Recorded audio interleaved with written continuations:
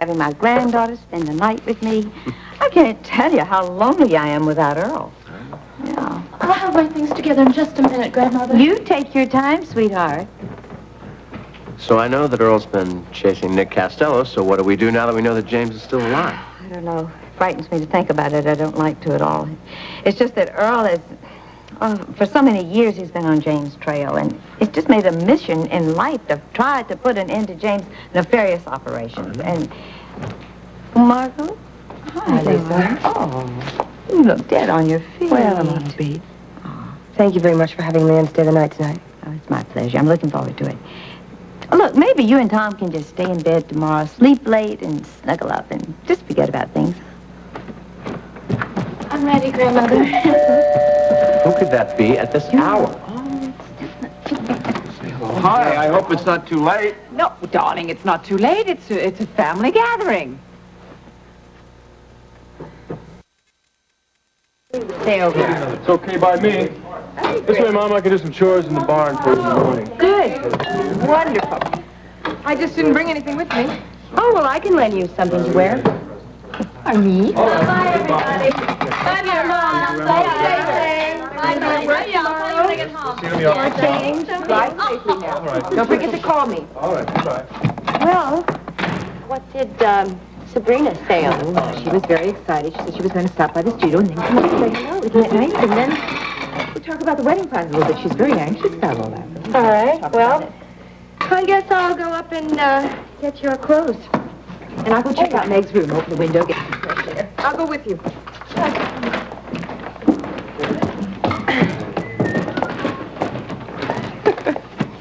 So, Lily, will you still be here when I get back? I doubt it. Then good night. Happy birthday, Dusty. Okay, thanks for coming. Bye. All right, I'm gonna go stash my loot in the car. Okay. Okay. Bye. Be in a second.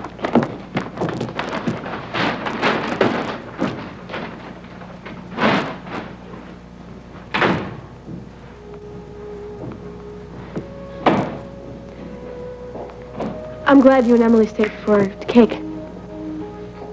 Would have been a lot nicer if Josh wasn't here. Please.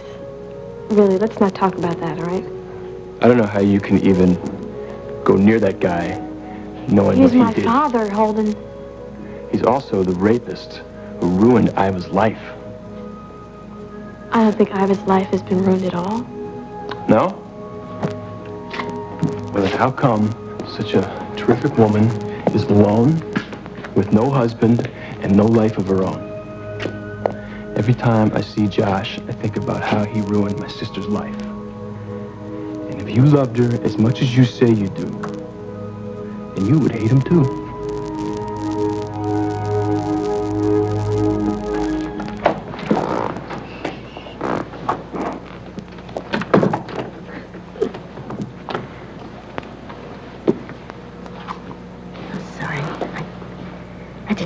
Be here so late, but she fell asleep, so I just didn't want to disturb her. Thought I'd wait until you got back. I'm glad you did.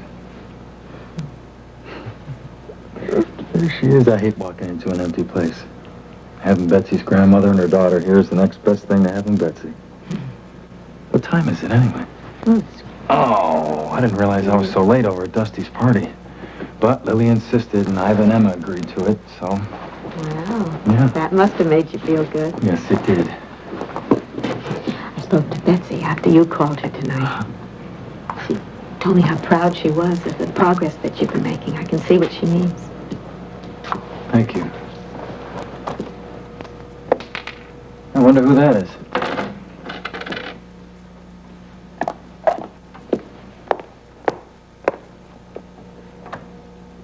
I don't see anyone.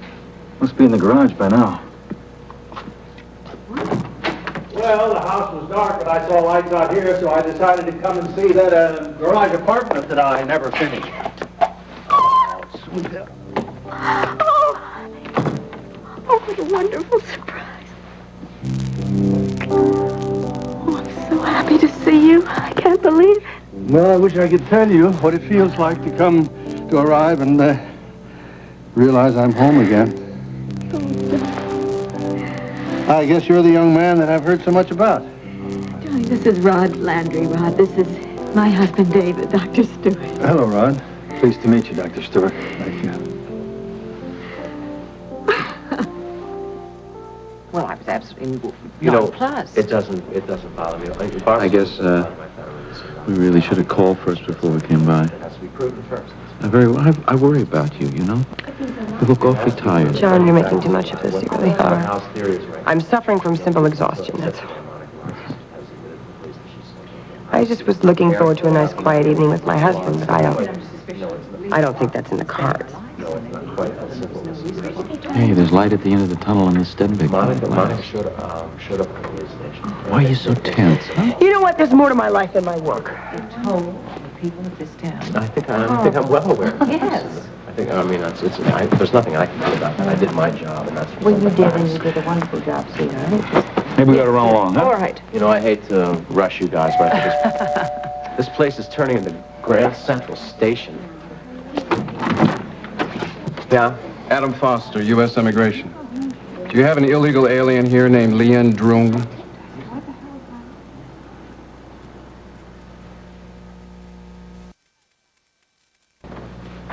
I am the district attorney here in Oakdale. Lien Drung is my daughter. I've been working with Ron Stanley at the State Department on her immigration. Darling, don't you worry about a thing. You know your father's going to just handle Lisa, everything. I have plenty of friends in Washington if Tom can. Oh, he can, and he will. They finally broke down and they admitted that they kept Miss Drung in their home illegally, and then they sent her here by bus several weeks after her illegal entry on a freighter. I am well aware of that. My daughter has told us the whole story. Well, I'm sure we can straighten out all this tomorrow morning when your contacts are in their offices.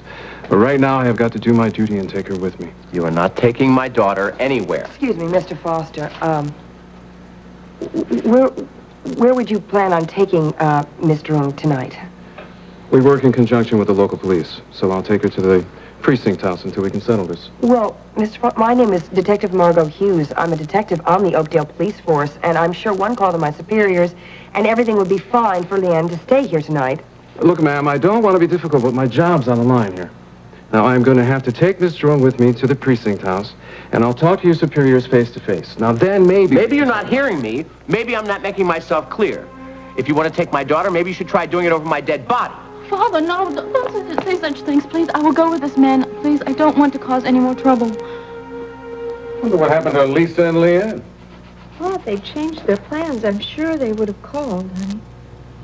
Kim, I'm just fascinated by these notes of yours on the show you're doing on married couples with two careers.